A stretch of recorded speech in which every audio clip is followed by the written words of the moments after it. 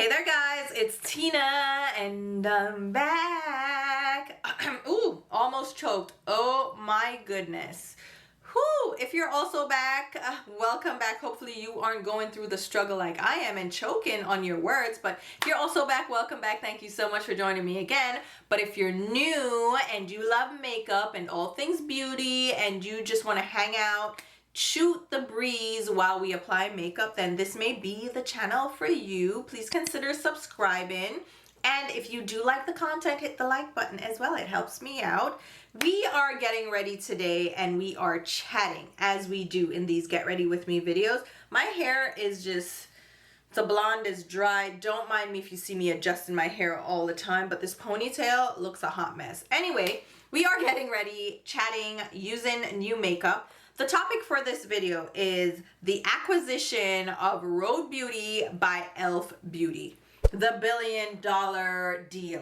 Can you even? We have to talk about it because it's been making the rounds and I feel like talking about it and give you my thoughts. I also want to hear your thoughts. Let's have a conversation because $1 billion, like what are we doing? Like these numbers, billion is being thrown around way too easily these days and I can't stand it. But while we do that, we're playing in some new makeup. I have the Agate Temptation palette from Singe Beauty. This was sent to me in PR. Angie is one of my friends, so I'm a little biased, but also I'm honest. So I'm going to tell you if it sucks. You know what I mean? It doesn't suck, but you'll see the application. Like the proof is in the pudding. We're going to test this palette out, try it out for the first time. I'm also using these new Morphe cream, well, not all of them, I'm using one shade, okay, of the new Morphe Solo Artist Cream, Prime and Cream eyeshadows, right? So we're using that in the eyeshadow look as well. I have a new foundation from CoverGirl. It's the Invisible, is it Clean Invisible or Invisible Clean? Either way, it's their foundation. It has a new look and it's now fragrance free. We're trying this out because drugstore is where it's at right now, given the prices that we're seeing these days on the market. Excuse me, like what are we doing? But those are the new products that I'm trying out along with this new mascara from CoverGirl. Told you I'm keeping it drugstore and more affordable. We're gonna test that out and chat, like I said. So if you're interested in chatting with me, if you want to just hang out for a little bit, let's go ahead and get right into it. All right, so as usual, we're starting off with a clean, freshly washed face. Eyebrows are filled in. I went in with my NARS Soft Matte Complete Concealer under the brows to just give them a nice, perfect arch. Can you stand it? Oh my God. Did my moisturizer already because I am trying to make this video as quick as possible. I have noticed that all my get ready with me videos are like an hour plus long and that's just not gonna work. So we're gonna need to try to get it down to a reasonable time, like between 30 minutes and maybe 45. What do you guys think? I know some of you guys love the long videos, but we need to get it under control, okay? So Hydrating is what I used from Lancome for my moisturizer. I think I can skip a ton of these steps. I just talk too much. It's just my thing. All right, see, I'm already doing it. So let's start the eyes out, all right? Zoom in. I'm gonna go in with a new cream shadow from Morphe. I'm selecting between the shades right now. So these are their Solo Artist Prime and Cream eyeshadows, which to me are rivaling the Solo shadows from Merit. Solo Artist, Solo Shadows, I don't know, I'm just saying.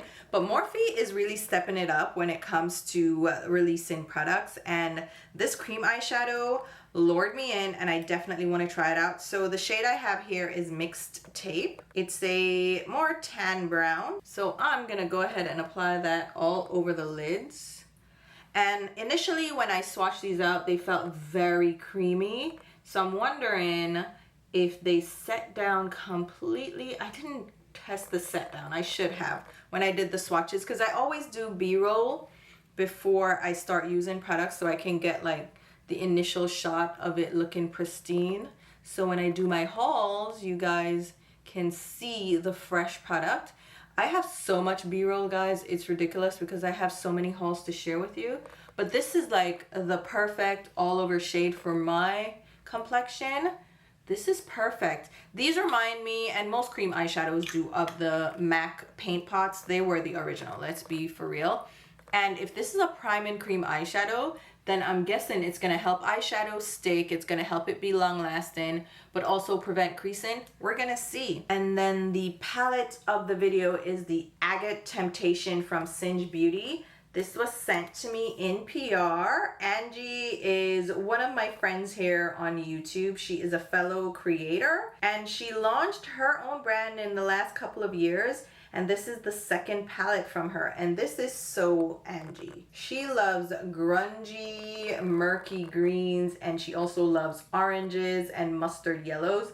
So this color story is right up her alley. I'm gonna show you the swatches so you can see what we're working with. So we have some neutral tones, again, those murky greens and some pops of orange throughout this palette. But there are also some brown shades that we can definitely get a neutral look from. I'm very excited because the formula from the previous palette, the initial one, was so good. It was so creamy. The mattes blended so effortlessly. Excellent, okay? And Angie does a good color story, so I'm kind of excited for this. So let's dig in. I don't even know where I'm gonna start. Let's go with Moss from the palette. This is one of those murky kind of olive tone. Well, what would you consider this tone? It's like a dirty olive. That's what I would call it. It's stunning. And ooh, are you zoomed in all the way?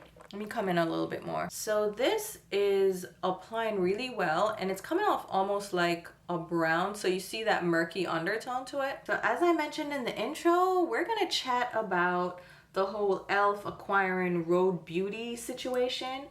I'm sure by now, if you're in the beauty space, you've heard of it. If not, let me fill you in. So E.L.F. Beauty, who owns E.L.F. Cosmetics. So E.L.F. Beauty is the parent company, like the umbrella brand, and E.L.F. Cosmetics is now under that umbrella brand. There are other brands under that as well, so let's separate the two entities, okay? We have E.L.F. Beauty, right? Which is kind of like a L'Oreal or a Estee Lauder, or even like a Coty, where they own multiple beauty brands under that umbrella, right? Even though they have their own namesake brand also under it. So we have E.L.F. Beauty owns E.L.F. Cosmetics. They also own or maybe have, let me look it up. So all right, are you ready? I am on their website. So this is E.L.F. Beauty, not to be confused again with E.L.F. Cosmetics. And under their brands, they have E.L.F. Cosmetics, the cosmetics line, of course. E.L.F. Skin, which is a skincare line, which is the offshoot of E.L.F. Cosmetics. They have Well People, which is a clean plant-based beauty brand. They also have Keys Soul Care. That's the Alicia Keys spinoff. They did skincare, maybe a little bit of body care, and this no makeup look. And they also have Naturium, which is a influencer brand as well. They acquired Naturium not too long ago in August 2023. They acquired that brand for $355 million in cash and stock, similar to how they're doing with Rhode Beauty. And Naturium was founded in 2019 by Susan Yara, again, an influencer. So she sold that pretty quickly as well. So now they've purchased Rhode Beauty for the touted $1 billion. I feel like all these brands throw around $1 billion. I guess it's the new thing. And we're talking billion with a B, not million, but billion. $1 billion, which is 1,000 millions. Let's make that explicitly clear. $1,000 million, okay? How many of us are gonna see a million in our lifetime? I mean, some people will, but in their lifetime, in their entire lifetime. But $1 million for the everyday person is kind of unattainable. It's not even something that we fathom, honestly, truly. We'll never quite hold $1 million in our hands, right? But these people are just throwing around 1,000 million. Like, what do we do? What? Hello, all right? But there's a little bit of confusion around the $1 billion. It's not just $1 billion exchanging hands, okay? Let me continue the eye look before we keep talking. So we're gonna use a little bit of Geode and Plume. So similar to how E.L.F. acquired Naturium for the cash and stock option, it's a similar situation here with the Rhode acquisition. So under the terms of the condition, okay, we're gonna break down the $1 billion Remember when 10 million was a lot? Okay, $1 billion. All right. 800 million at closing. So there's 800 upfront, which comprises of 600 million in cash, and then 200 million, or approximately 2.6 newly issued shares in E.L.F. Beauty, is issued to the existing equity holders of Rhode, right? So I know for sure one of the shareholders or equity holders is Hailey Bieber, right? Married to Justin Bieber, formerly Hailey Rhode, but she's of the Baldwin family, okay? So she's a Baldwin. You know, all of them Baldwin actors or whatever. So she has always been in Hollywood. She is considered a socialite. She became an influencer because, of course, that's what the socialites do in Hollywood. If they aren't acting or trying to be a part of actual Hollywood, they end up being influencers and socialites. And that's exactly what she did. And she ended up marrying Justin Bieber. Apparently she liked him. She met him when she was younger. And I don't care, really. Why am I talking about that? Anyway, see, I talk too much. So anyway, so she is one of the equity holders. And there are also two partners for sure that she started Rhode Beauty with. She met those people through her husband, Justin Bieber, because it's a wife and husband pair, right? And they knew Justin Bieber through whatever business dealings they had. Anyway, the point is 600 of that is cash. It's going to be split up amongst them three, definitely. I don't know if there are other equity holders, but we know at least there are 3 people involved in the transaction. Then the remaining 200 million is based on future growth of the brand over a 3-year post-closing period. So depending on how the brand grows during that period, they can get up to 200 million. Now, what's interesting about this is that they're saying that the purchase price at closing represents approximately 3.8 times the LTM net sales. LTM stands for the last 12 months, so a rolling calendar year. So for the last 12 months up to March 31st, 2025, Rhode Beauty had net sales of 212 million. So almost 4 times that. So if we keep trending that way, right? If there's no fall off, they continue that way, it's gonna take E.L.F. about 4 years to recover, or 4 12-month periods to recover the money they spent on Rhode. Which, if you think about it from a business perspective, that's not too bad of an investment. I mean, 4 years to recover, and you expect them to keep like gradually earning more and more and more. That green isn't as dark as I expected it to be. The plume shade, which is the darkest green in the palette, it's not a bad return on investment if you do 4 years. And I'm sure they're thinking they'll recoup it even quicker because they expect sales to keep growing. How true that is, I don't know, because if we've looked at the trend of these influencer brands, take who's that girl? Kylie, another socialite influencer, reality star person that owned a brand. If we look at Kylie Cosmetics, that's fallen off in the last couple of years. So what is the potential for Rhode Beauty to fall off? I think it's pretty high because we've seen it. We've seen how things trend and track these days with beauty. To me, these new companies don't last, or they start tapering off or dwindling in sales within 5 years. So Rhode is about what? 2 years, 3 years old? How old is it? Launched in 2022. So it's a little under 3 years old, right? Let's see, what do we want to go in with on the lids? Let me use this shade. I looked up the pronunciation, but I'm not going to butcher it. I'm using this shade. Then I'll go in with Quartz. Or should I use this shade? Let's figure it out. It's either this or this. Let's try that first shade. That's cute. You see what I mean about these eyeshadows from Singe Beauty? Pigmented, because this is a pastel, and look at the punch of pigment I'm getting there. Nice, nice, nice. So for this sale, it's quite unheard of. Not that it's the only sale that we've seen at $1 billion. I think Too Faced sold for $1 billion, or more under, was it Estee Lauder that bought them? But we've seen these huge sales from Estee Lauder and L'Oreal, but e.l.f. Beauty is not as huge a conglomerate or a parent company as L'Oreal or Estee Lauder. So for them to be putting up this much money on such a young brand, to me, is what's unheard of. Too Faced was a huge brand, was already established in Ulta and Sephora. So for Estee Lauder to take the leap, it was Estee Lauder, right? Yeah, I had to get that right because I would have driven myself nuts if I got it wrong. So Estee Lauder, I mean, Too Faced was already established. They already had the audience. They had the social media presence. They had the contracts with Sephora and Ulta. So Estee Lauder was not starting from scratch, but I feel like Rhode is still in that developmental stage where e.l.f. is gonna have to now move them from e-commerce only over to brick and mortar stores. This shimmer, the quartz shade, it's picking up the matte. So you see where I put the matte? You see it's creating gaps. I've never had that happen before. That's kind of weird. But it's a really pretty shade, but that's a little bit odd. I've never had that happen. So I'm gonna have to build the mattes up a little bit more and fill in the gaps.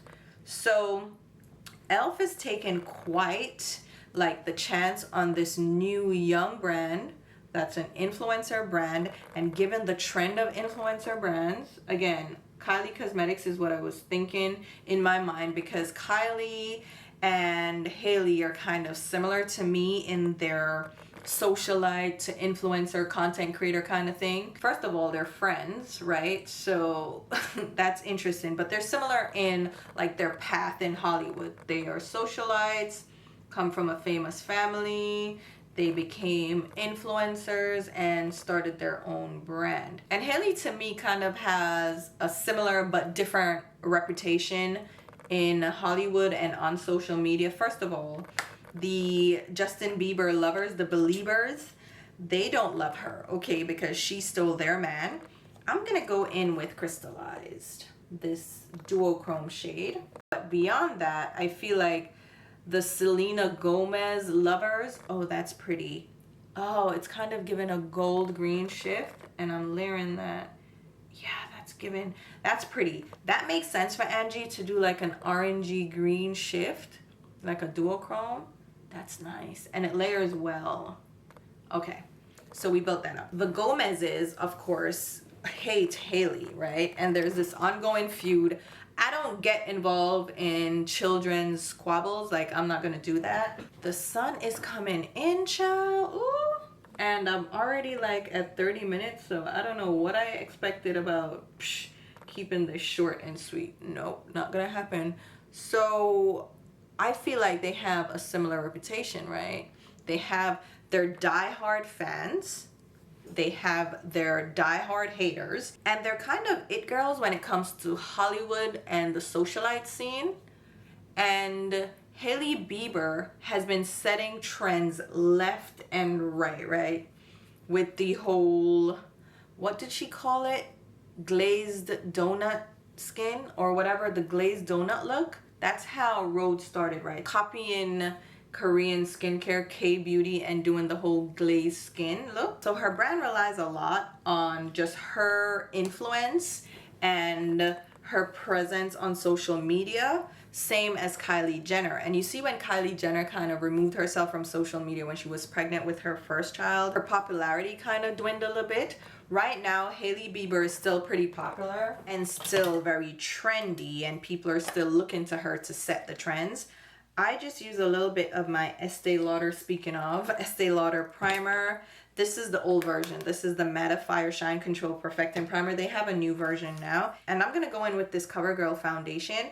It is the CoverGirl Clean Invisible Foundation in the shade Tawny 165. I saw this at the drugstore, and I'm like a drugstore girly now, apparently. But anyway, so what was I saying? Their brands rely heavily on their presence on social media. And what e.l.f. did with Hailey Bieber, I'll read the quote here from Hailey Bieber herself. She says, "Just 3 years into this journey, Our partnership with E.L.F. Beauty marks an incredible opportunity to elevate and accelerate our ability to reach more of our community with even more innovative products and widen our distribution globally. So if they made $212 million with their limited distribution, imagine what they can do when they get the funding behind them to go global. Can you imagine?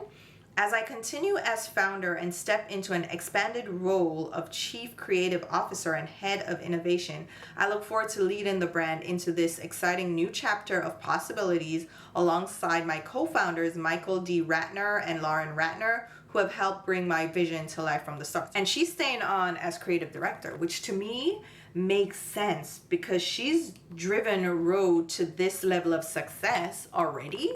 So if they retain her influence, right, and her ideas along with the co-founders, I am sure, given that E.L.F. is also trying to be a little bit of a industry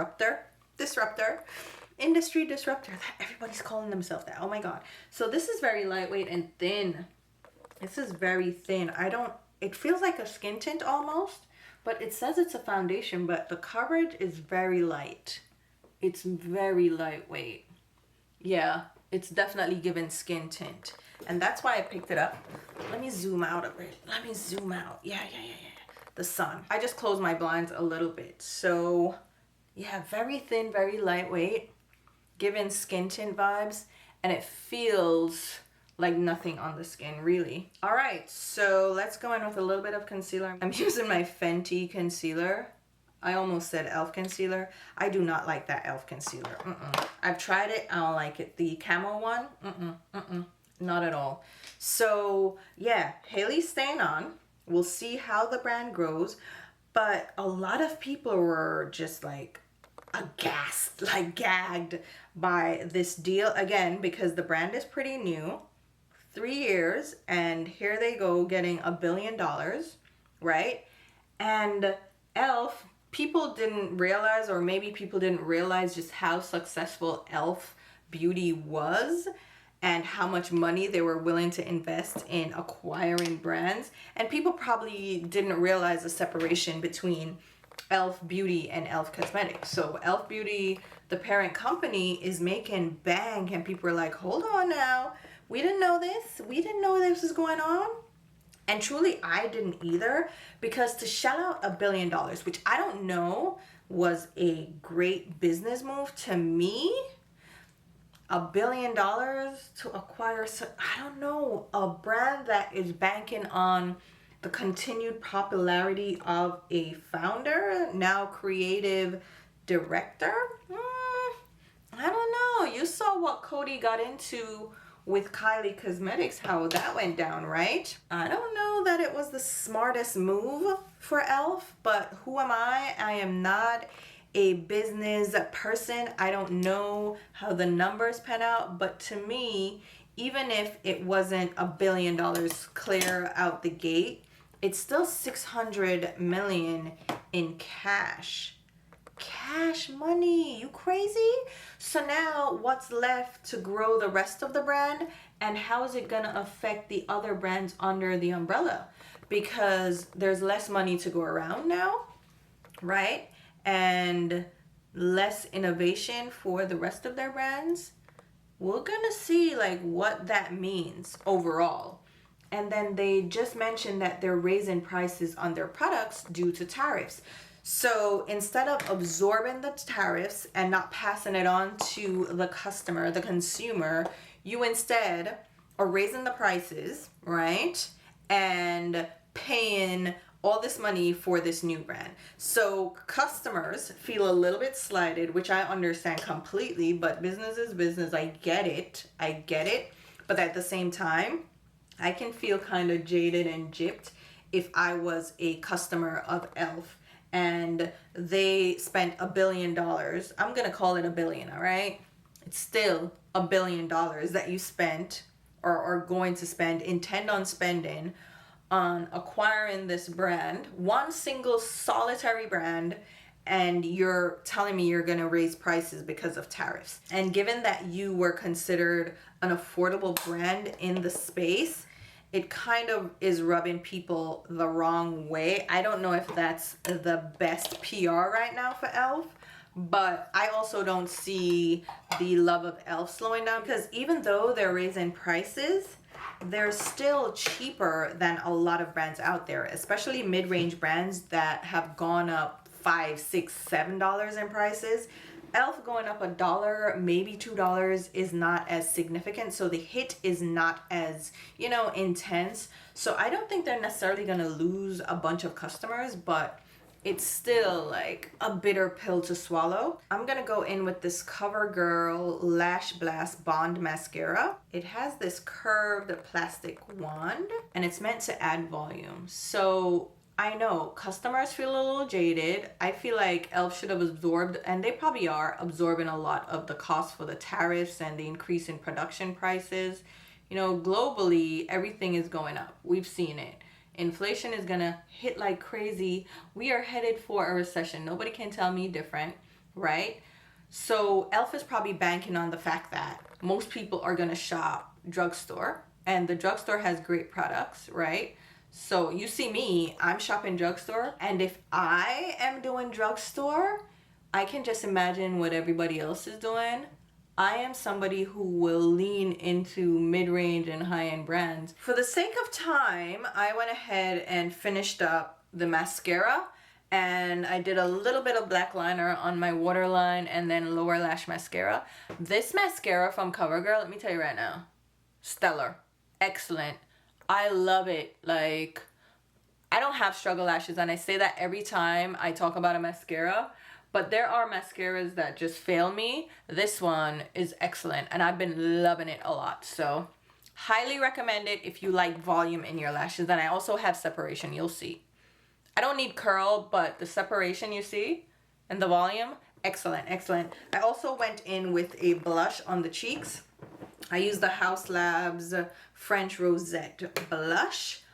Other than that, you know, that's all we got going on, and I need a lip gloss. We're just gonna use my tried and true favorite lip gloss, honestly, truly, is from Chanel. Mixing drugstore with high-end and luxury, that's how we do it. This is a Rouge Cocoa Gloss in 804. Not sure of the shade name, but the number 804. I'll link it down below. Is that too plain? Maybe that's too plain. Maybe I do need the drugstore gloss. Let's use this one. This is a lifter gloss. This is the shade Bubblegum. It's one of their candy shades. This is from Maybelline. Yeah, I love these lip glosses, and these new like popsicle shades, gorgeous. So yeah, like I was saying, I don't think it was necessarily a good investment for E.L.F. I am hoping I'm proven wrong. This light is, hold on, so much for filming in natural light, right? But I seriously don't think it was the best investment for E.L.F. It's a lot of money to put into a single brand and hope that you will get your return on investment. Like, the trajectory of the brand is going to keep going up and you will make your money back and still have enough money to invest in your existing brands and also maybe acquire other brands. I feel like that was too much for such a young brand, dependent on the reputation and the continued popularity of an influencer socialite. I just don't know, because consumers these days are very finicky, right? They change their minds quickly. They're quick to abandon or cancel a brand. They're quick to get over things. They move on to the next trend, and the trends move fast. So I feel like the industry is a little bit too fast paced for you to just rely on kind of this niche brand, this kind of niche audience. I feel like it's too risky. And I mean, again, I hope I'm proven wrong, because E.L.F has seen so much success, but the turnover now with brands that we've seen is fast. It's quick. It's happening fast. We no longer have those brands that are staples in everybody's collection, or that people are super loyal to. They'll use every single product from that brand and keep repurchasing. The consumer these days is willing to try every and anything. They're willing to try e-commerce brands, K-beauty brands, other Asian brands. They do indie. They will dabble and dip into any and everything. And you'll also see consumers mix it up now, where you had the consumer that was strictly luxury or strictly mid-range or strictly drugstore. Now you have consumers that mix it up. They'll try different things from different brands, and we have so many dupes too. They're just replicated products all over the place. So people aren't loyal anymore. The brand loyalty isn't there. So I wonder how far the success of Rhode is going to stretch, and if indeed E.L.F is going to see a similar situation to what Cody saw with Kylie Cosmetics, because those lip kits from Kylie were trendy, and that success didn't quite translate to the rest of her makeup line. Okay, the eyeshadow palettes, they were cute for a minute, but now we see that the consumers aren't even interested in eyeshadows anymore. They're focused on skincare. But when is that gonna shift? When is that going to shift over to more full coverage makeup? I don't think that trend is necessarily coming back, but when is it going to shift, really? Is this clean girl trend, the clean girl aesthetic, going to stand the test of time? Like, how long? What's the duration of this trend? Do we think it's going to die out soon, or is it going to stand the test of time and be a longer term trend?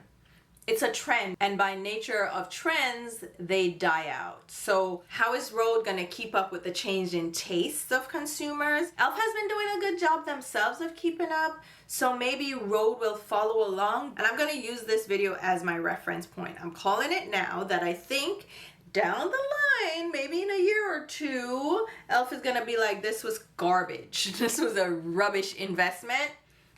I'm just thinking that's what's gonna happen, because that's a lot of buying power that they put into one brand. And I don't think the consumers themselves are happy about it. Like I said, consumers are finicky these days.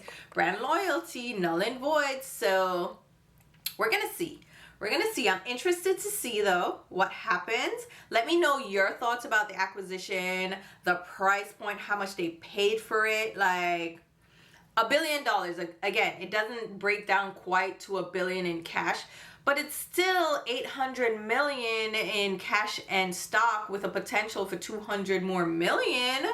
So it's still like really significant for a young brand. So what do you guys think? What are your thoughts? Like, do you think it was a good deal? Do you think it made sense? Do you think Rhode is going to be that popular? I mean, if they make it into Sephora, Sephora still takes a chunk of money. Or if they go to Ulta, I mean, the rumors are they're going to Sephora, so they're going to launch globally.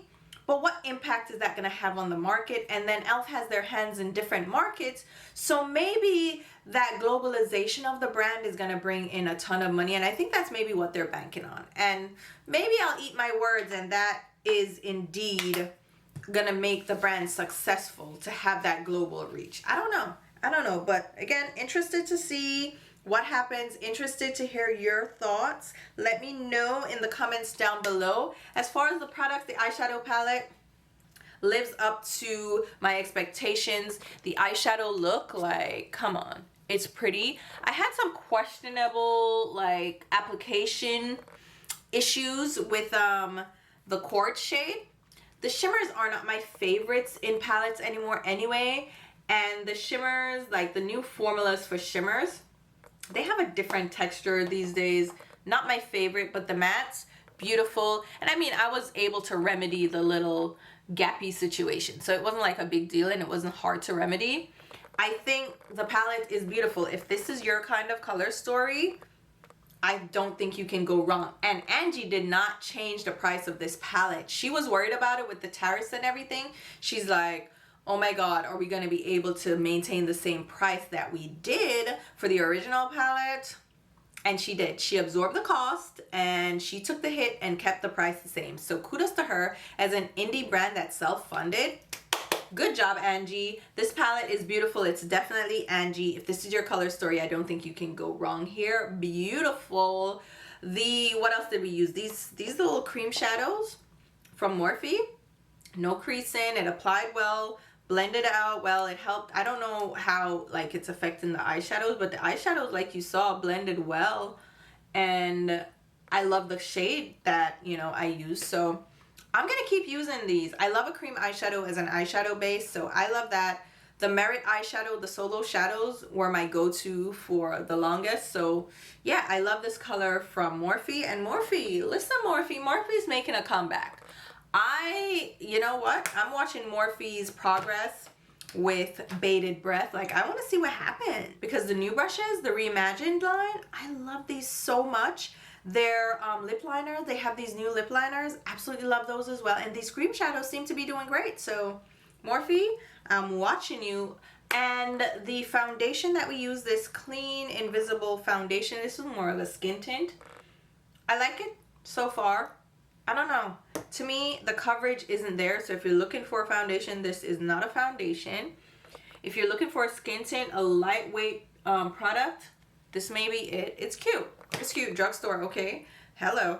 And then the mascara, definitely love this mascara. Highly recommend. This is probably the top product from the drugstore in this video that I would recommend. I also love the Lifter glosses from Maybelline. The blush, tried and true. I just love the House Labs blushes anyway. What else do we use? Nothing else new.